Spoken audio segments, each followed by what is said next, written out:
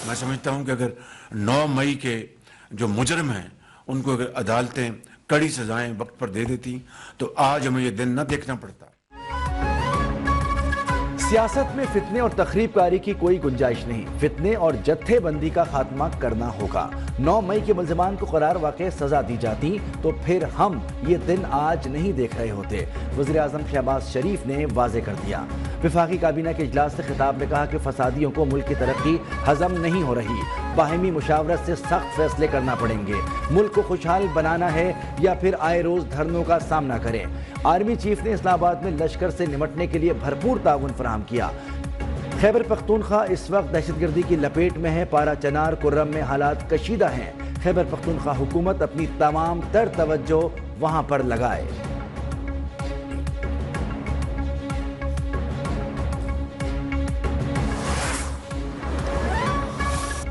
इस्लामाबाद में पीटीआई के एहतजाज के दौरान बंद किए गए रास्ते खुल गए। सड़कों से रुकावटें हटाने का काम जारी। जुड़वां शहरों में तालीमी सरगर्मियां कल से बहाल होंगी। रावलपिंडी में भी हालात मामूल पर आ गए। तिजारती मराकज़ भी खुल गए। गुज़िश्ता रात इस्लामाबाद में रेंजर्स और पुलिस के ग्रैंड ऑपरेशन के बाद धरना खत्म हुआ। अली अमीन गंडापुर और बुशरा बीबी मानसेरा पहुंच गए। ऑपरेशन के दौरान 500 से ज़ायद कारकुनान गिरफ्तार। असलहा, एमुनेशन, वायरलेस गुलेलें और बॉल बेरिंग बरामद। 7 दिनों में गिरफ्तार 610 शरपसंदों में 37 अफगान बाशिंदे भी शामिल। पुरतशद्दुद मुजाहिरों के दौरान 170 से ज़ायद सिक्योरिटी एहलकार जख्मी हुए।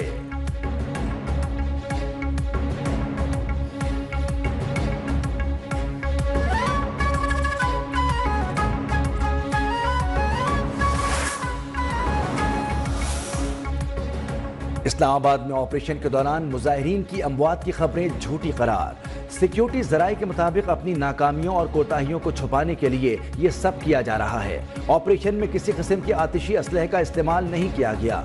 इस्लामाबाद के अस्पतालों, पेम्स और पोली क्लिनिक की भी लाश लाने की तरदीद। वजाहती बयान भी जारी। कहा कि अस्पतालों में कोई लाश नहीं लाई गई। सोशल मीडिया पर चलने वाली खबरों में कोई सदाकत नहीं।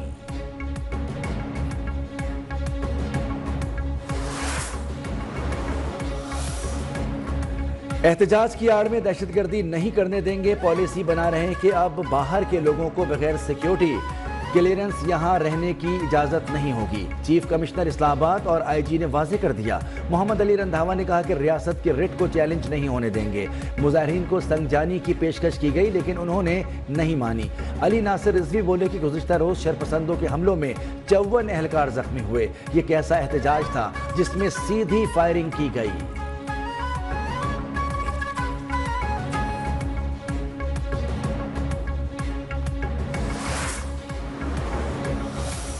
उनको अपनी शर्मिंदगी छुपाने का कोई तरीका नहीं मिल रहा। मैं इनको फिर चैलेंज कर रहा हूं कि भाई मुझे भी इत्तला कर दें कि अगर कोई ऐसा बंदा हलाक हुआ है या कोई चीज़ हुई है तो हमें कम से कम बता।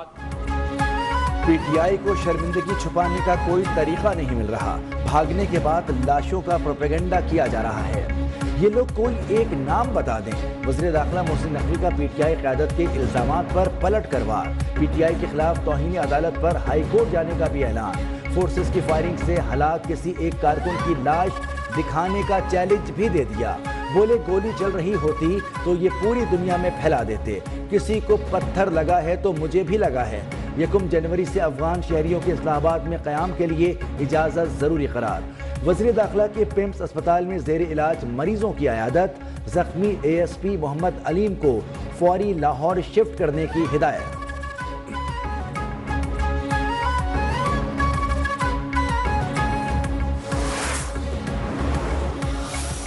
ये धरना इमरान खान के इख्तियार में है और ये धरना जारी है और जरूरी नहीं है पाकिस्तान की सारी आवाम सुन ले।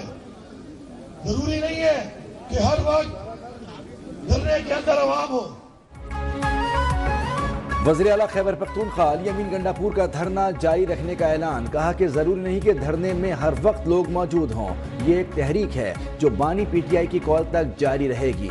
वजाहत दी हम पर तशद्दुद ना होता तो हमारे लोग भी जवाब ना देते। धरने में सैकड़ों कारकुनों को गोलियां लगी। हजारों की गिरफ्तारी का भी दावा।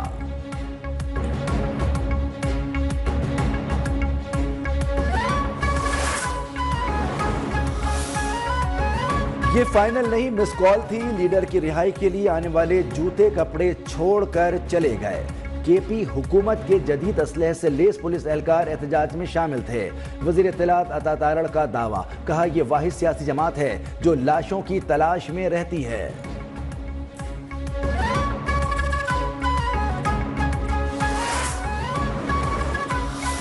عمران خان ایک نظریہ ہے، عمران خان ایک ویژن ہے، اور باقی عمران خان کے اہل خانہ ان کے اہل خانہ کی وجہ سے ہمارے لیے ریسپیکٹیبل ہیں، لیکن سیاسی نظریاتی طور پہ کبھی بھی میں ان کو قیادت نہیں سمجھ سکتا ہوں۔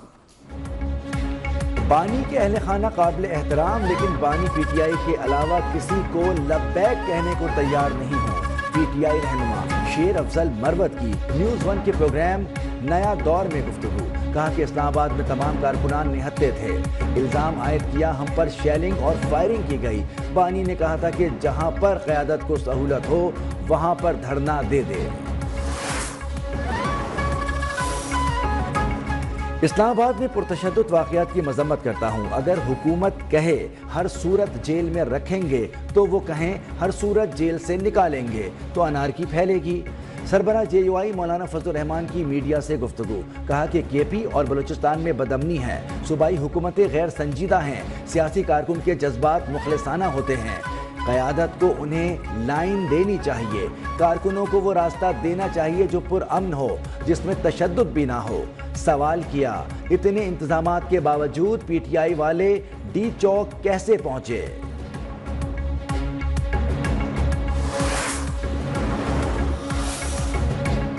پی ٹی آئی پر پابندی لگنے والی ہے، سینیٹر فیصل واڈا کا دعویٰ، کہا کہ وہ صرف بانی پی ٹی آئی کو بچانے کی کوشش کر رہے ہیں۔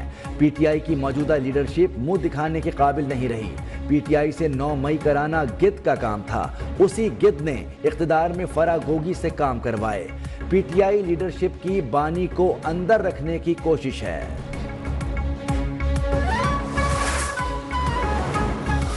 ای سی سی اجلاس کے فیصلوں پر عمل درآمد نہ ہونے کا انکشاف، وزیر خزانہ محمد اورنگزیب نے ای سی سی کا خصوصی اجلاس بلا لیا۔ وزارت خزانہ سمیت 8 وزارتوں سے فیصلوں پر عمل درآمد نہ کرنے پر جواب طلب۔ ای سی سی کا پالیسی فیصلوں پر عمل درآمد نہ کرنے پر اظہار تشویش۔